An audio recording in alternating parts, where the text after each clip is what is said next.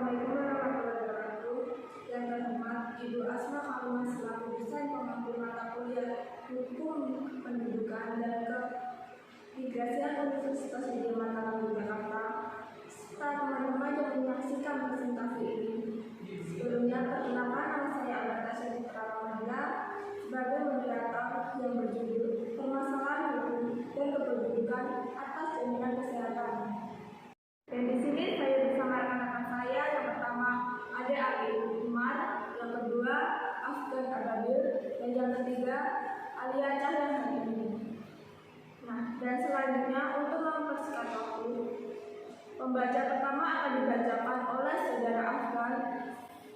Waktu dan tempat saya persilakan. Saya akan membacakan tentang materi pertama, yaitu bagian pembukaan latar belakang. Nah, dalam materi ini, setiap warga negara Indonesia itu berhak untuk mendapatkan sebuah jaminan kesehatan dan juga jaminan sosial. Hal ini merupakan amanah dari para pendiri bangsa yang dimanifestasikan dalam Undang-Undang Dasar pada Pasal 28 ayat 1, di mana yang berbunyi setiap orang berhak hidup sejahtera, lahir batin, bertempat tinggal dan mendapatkan lingkungan hidup yang baik, sehat serta mendapatkan layanan kesehatan yang baik.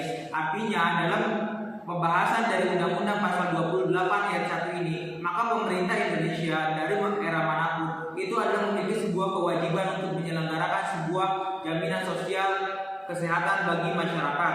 Dan ini tertuang dipositifkan melalui sebuah peraturan Kementerian Kesehatan sejak 1 Januari 2014, di mana pemerintah melahirkan sebuah jaminan sosial yang diberi nama Badan Penyelenggara Jaminan Kesehatan Sosial atau dikenal dengan BPJS. Hal ini merupakan badan yang menyelenggarakan sebuah jaminan kesehatan yang disesuai oleh undang-undang, di mana untuk memastikan jaminan kesehatan itu terlaksana dengan baik dan mengamalkan Undang-Undang Nomor 36 Tahun 2009 tentang Kesehatan Pasal 15 yang menyatakan bahwa pemerintah bertanggung jawab atas ketersediaan lingkungan, tatanan fasilitas kesehatan baik fisik maupun sosial bagi masyarakat untuk mencapai kesehatan derajat yang tinggi-tingginya.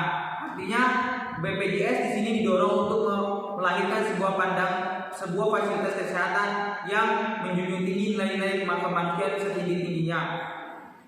Namun dalam pelaksanaannya terjadi beberapa problematika. Oleh karena itu kami merumuskan 3 pokok tentang problematika yang terjadi dalam jaminan kesehatan. Yang pertama adalah bagaimanakah perkembangan masyarakat ingin mendapatkan perlindungan jaminan kesehatan. Yang kedua, bagaimana problematika yang terjadi terhadap jaminan kesehatan menurut undang-undang. Yang ketiga adalah bagaimanakah pemerintah mengatasi problem masalah kesehatan tersebut. Dan di sini saya akan menjelaskan tentang hak asasi manusia, yaitu hak asasi manusia adalah hak pokok, hak dasar, hak kuadrat yang dimiliki oleh setiap manusia sebagai anugerah dari Tuhan Yang Maha Esa. Secara umum, HAM bisa dibagi ke dalam 2 bagian, yaitu hak sipil dan hak politik. Dan hak ekosop ini termasuk di dalam hak atas kesehatan di penduduk, yaitu hak atas jaminan kesehatan, berhak hidup sejahtera, lahir dan batin, bertempat tinggal, dan mendapatkan lingkungan hidup yang baik, serta mendapatkan layanan kesehatan yang baik untuk masyarakat. Dan perkembangan masyarakat demi mendapatkan perlindungan hukum terhadap jaminan kesehatan, yaitu pada masyarakat sekarang masih memiliki ekonomi yang lemah dan sangat sulit untuk mengakses sebuah pelayanan kesehatan yang baik. Dan di sini terkendala oleh biaya serta rumitnya birokrasi untuk mendapatkan sebuah jaminan kesehatan yang gratis. Pada tahun 2004 kita mulai membangun sebuah sistem jaminan kesehatan nasional yang berada di UU Nomor 40 Tahun 2004 tentang Jaminan Sosial Nasional. Dan kemudian pada tahun 2011 pemerintah mengeluarkan UU Nomor 24 Tahun 2019 tentang Badan Penyelenggara Jaminan Nasional Kesehatan atau disebut BPJS. Dalam sebuah landasan teoritis, hal ini merupakan sebuah angin segar bagi masyarakat Indonesia untuk memiliki layanan kesehatan yang baik untuk kelangsungan hidupnya dan faktanya di lapangan masih banyaknya pemegang jaminan kesehatan yang diterlantarkan rumah sakit dan lambatnya penanganan merupakan hal serumit masalah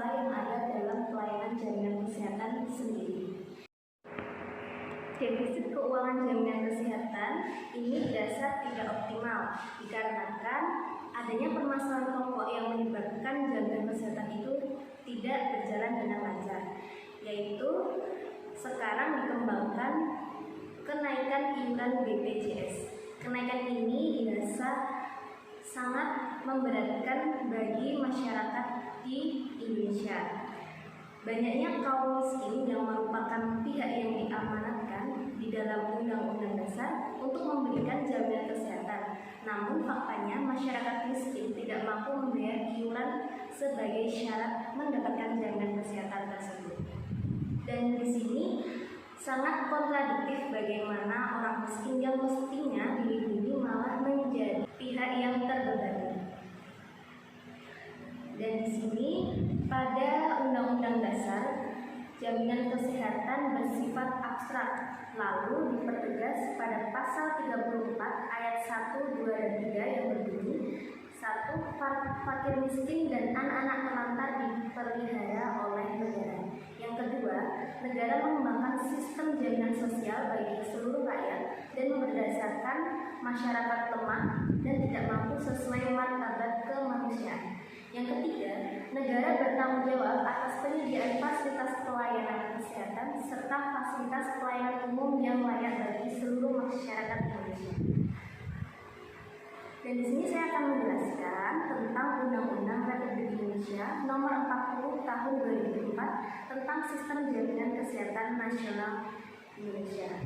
Yaitu yang pertama, pada pasal 5 ayat 1, perusahaan persero jaminan sosial tenaga kerja yaitu Jamsostek. Yang kedua ada perusahaan persero dana tabungan dan asuransi pegawai negeri atau PASPEN. Yang ketiga, perusahaan persero asuransi sosial angkatan bersejahtera Republik Indonesia atau ASAPRI. Yang keempat, perusahaan persero asuransi kesehatan Indonesia atau ASKES. Dan pada pasal 13 ayat 1, pemberi kerja secara bertahap wajib mendaftarkan dirinya untuk menjadi peserta BPJS sesuai program yang telah diberikan. Yang pasal 14 ayat 1, pemerintah secara bertahap mendaftarkan penerima bantuan iuran sebagai peserta BPJS atau disebut fakir miskin dari orang yang tidak mampu. Dan pada pasal 15, BPJS wajib memberikan nomor identitas tunggal kepada setiap peserta serta memberikan informasi yang berlaku. Pada pasal 19 yang perlu kita ketahui yaitu yang berisi jaminan kesehatan diselenggarakan secara nasional berdasarkan prinsip asuransi sosial dan prinsip ekuitas. Pada pasal 20, jaminan kesehatan diperoleh setiap orang yang telah membayar iuran atau iurannya dibayarkan oleh pemerintah. Pada pasal 21, jaminan kesehatan berlaku paling lama 6 bulan sejak mengalami pemutusan hubungan kerja atau belum memperoleh pekerjaan atau mengalami kecacatan total tidak mampu membayar akan dibayarkan oleh pemerintah pusat. Dan di sini pada pasal 31 yaitu tentang jaminan kecelakaan bekerja, pada pasal 35 tentang jaminan hari tua, dan pada pasal 39 tentang pensiun untuk para pekerja yang telah memasuki masa pensiun, dan pasal 43 tentang kematian. Poin selanjutnya, bagaimanakah pemerintah mengatasi problem masalah dalam jaminan kesehatan?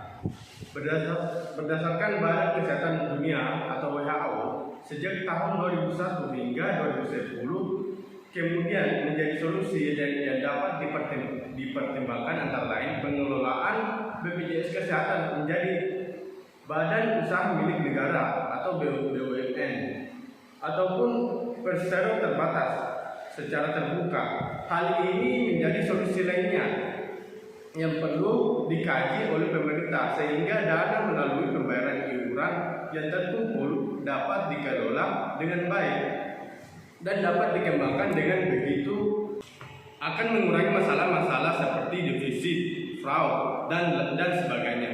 Pada saatnya, pemerintah akan melakukan studi banding dengan perusahaan-perusahaan asuransi swasta yang telah berkembang dengan baik dan bahkan menjadi perusahaan raksasa. Permasalahan ini memunculkan berbagai masalah baru seperti kacaunya proses pendaftaran, pembayaran iuran, sampai pemanfaatan fasilitas kesehatan.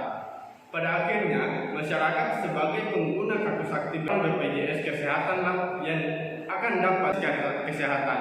Pada akhirnya, masyarakat mendaftar banyak status fasilitas kesehatan masyarakat yang tertera di kartu BPJS Kesehatan.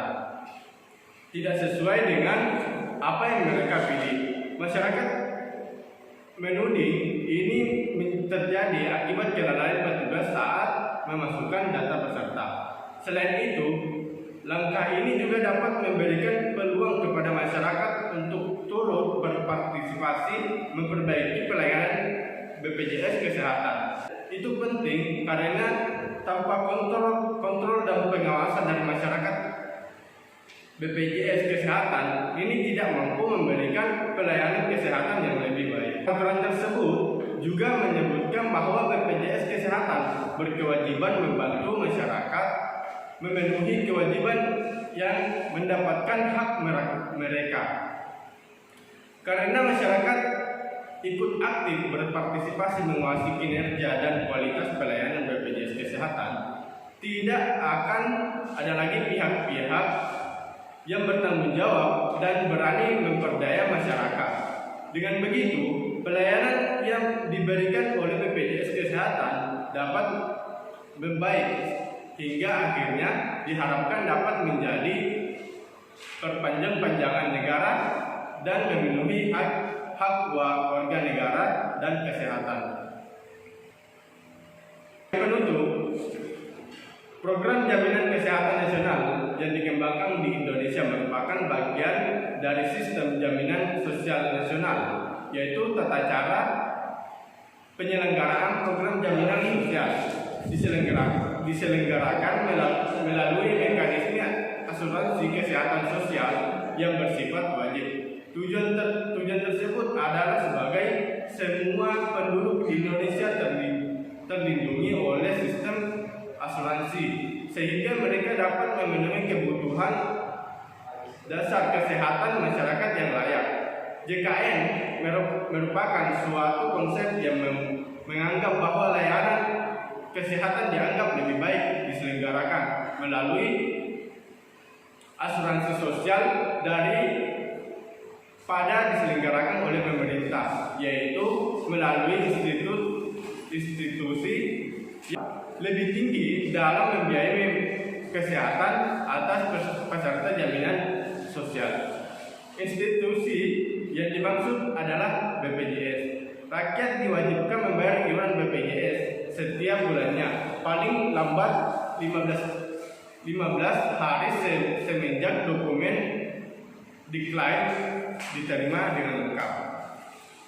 Tidak hanya itu, pada saat pengakses pelayanan masyarakat seringkali dibuat geram oleh ulah rumah sakit mitra BPJS Kesehatan, karena seringkali mendapatkan layanan kesehatan yang tidak sesuai dengan standar yang telah mereka bayarkan. Alasan kamar penuh menjadi modus yang paling sering digunakan oleh pihak rumah sakit untuk menolak pasien pengguna kartu sakti itu. Tidak jarang pula rumah sakit mengatakan bahwa mereka kehabisan obat untuk peserta BPJS Kesehatan. Akibat masyarakat harus kembali menggerobak kantong untuk membeli obat yang mereka butuhkan. Untuk meningkatkan kepuasan peserta, disarankan BPJS Kesehatan dapat mempertahankan dan meningkatkan kualitas pelayanan, diantaranya ia menyediakan fasilitas-fasilitas yang lebih baik untuk kenyamanan peserta, meningkatkan lagi pelayanan yang diberikan oleh petugas yang bertugas dalam menangani keluhan yang disampaikan oleh peserta BPJS Kesehatan, sehingga dengan mempertahankan dan ditingkatkannya pelayanan yang diberikan akan meningkat pula kepuasan peserta terhadap BPJS Kesehatan. Demikian dari kelompok kami, kurang lebihnya mohon maaf. Sekian dari kami. Wassalamualaikum warahmatullahi wabarakatuh.